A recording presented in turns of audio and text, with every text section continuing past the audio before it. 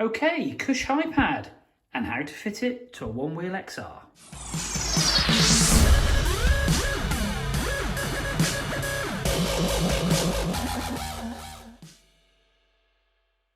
Hi guys, and welcome back to the Ride Right Waxing and UK One Wheel channel. Today I've got this Kush high stomp pad. So I'm going to be replacing the original. Would you believe I've not actually ridden this yet? I'm trying to get all the bits ready for it. I've got some float plates on order because I want to keep this as clean and as tidy as possible. And obviously try not to damage it because I know I will do. But before I get the float plates on, I've ordered those from Craft and Ride. Unfortunately, they're a couple of 3 weeks out because they're on back order. But my good buddy Tom, he's got a spare Kush high pad for a one-wheel XR.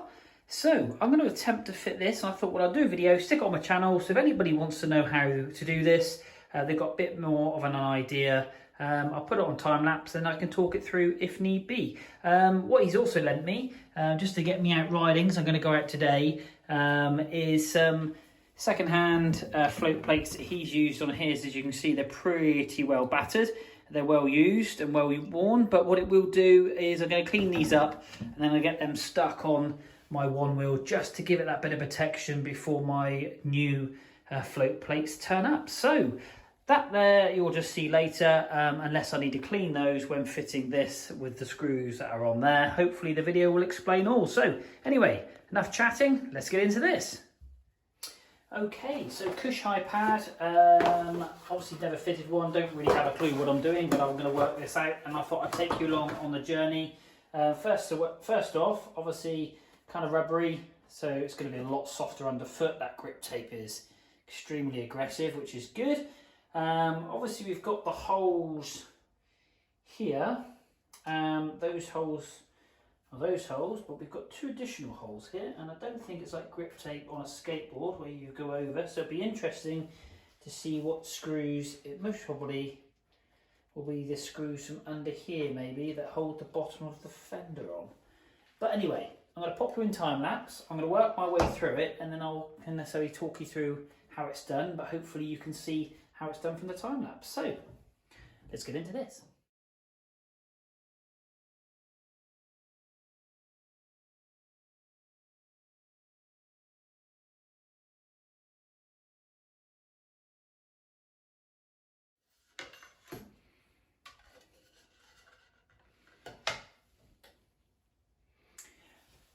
Okay, so what we've done, we've undone these two front screws. Obviously we've moved the mud guard. We've undone these front screws and obviously it's still fixed obviously onto the one wheel. So by having a look around, we've got two riveted in, should we say, riv nuts that are glued into this wood. Very nice quality wood, nice and flat, little bit of a lip on the end. And those screws were located in the bottom here. So basically behind the battery, between the word one wheel, you've got two screws and they basically held in this back part of the wood. Now, if you have a look at these screw holes just here and have a look at the Kush ones, they are slightly different and they do go in a slightly different place. We've got additional two holes just here. So those two screws that we've just taken out will go back in. This has already got in the rubber a riv nut already fixed into the tail end of the board. So we've got those two. And then I can only but take it, these screws here at the back that are normally underneath the wooden foot plate, we will remove those. And what Kush have done is they've actually supplied two slightly longer screws. So I can imagine these ones here are quite short. So more going to be this size. And they're going to replace it with these slightly longer ones to allow for the thickness, as we can see just there, of the foot plate. So quite straightforward, really, quite easy. It's a case of just taking things apart and remembering where they go. So two screws, two additional screws. So we're going to take these two out here now, and then we should be able to reassemble. But most importantly, I use Loctite, blue Loctite 243. I always will put a dab of that on every single screw I obviously put back into the board, and that way then I know we're not going to have any issues. You don't then need to go to FT, which is another word for very tight. on the screws. You can get some good tension on there, but not over tighten them, and that Loctite will set and hold them in, and you don't need to worry about any falling out. So let's get back to fitting this foot plate. I'll pop you back on time lapse. Let's get into it.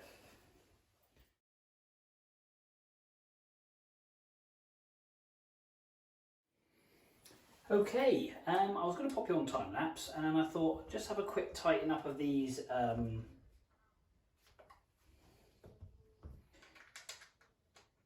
screws. Sorry, just concentrating. Interestingly though, this Kush pad, the actual screw that came in the back here, it was like 1 millimetre too short. And with all my might with this Allen key, because I do advise only ever doing stuff up on aluminium like this with an Allen key, because you only need to do it up to tightness. If you notice, I'm not using the full leverage here to tighten, because in my opinion that's too tight when you use Loctite. As long as it's tight here on the little version of the Allen key, that's absolutely fine. So if you can undo it and do it up tight, then in my opinion that is more than adequate. But these two, God, they would not go in, and I had to break. I even tried reaming out the rubber with a drill, not in a drill as in just my hand, to try and take it down a mil, but because it's rubber it just bounced back.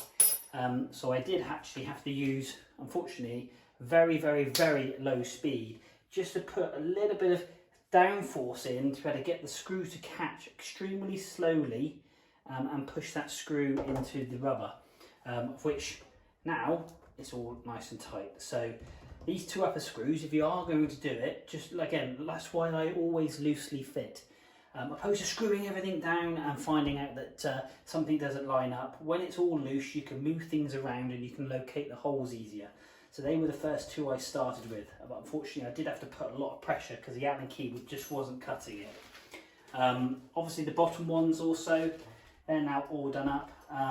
Again, not like so. What I've done is I've simply used finger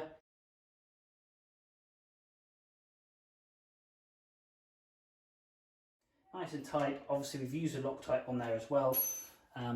So yeah, that is it. I'll get on and put the mudguard back on, but one Kush high after a little bit of tinkering, a little bit of playing.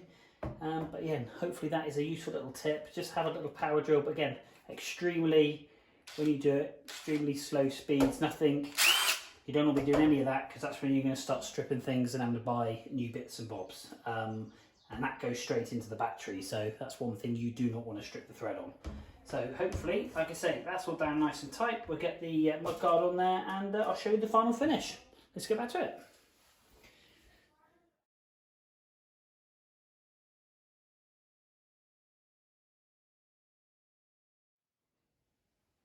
Okay, so one Kush high pad fitted to my new one-wheel XR.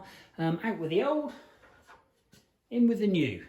I must admit, these are very, very well made. Lovely little piece of wood, plywood. You've got a bit of a kick on that anyway, but when I compare this to that, and you can see the concaveness there in the Kush high, and that should hopefully help quite a bit with foot fatigue. I would say, like I say, I've ridden this on a XR in my previous video when I was on my pint for the very first time up our local forest on some trails, and I must admit it made a real difference to how I think the XR does feel. I think it looks great, I must admit. Obviously it doesn't quite match the front, but that's a job for another day. But hopefully you found this editorial video on fitting the Kush high pad. Again, I'll be upfront and honest, these two screws were an absolute killer, and I've had to, like I say, use a little bit of a power tool, so recommendation there, but just please, please, please be very, very careful. I don't condone using power tools into aluminium unless you use an extremely low speed. But that is all fitted. Hopefully you, like I say, you found it useful. But please hit that subscribe button, hit that like button. If you've got any questions, please leave them in the comments below. But thanks ever so much indeed for watching. And until next time, from me, my new Kush pad, my one-wheel XR, I'll see you soon.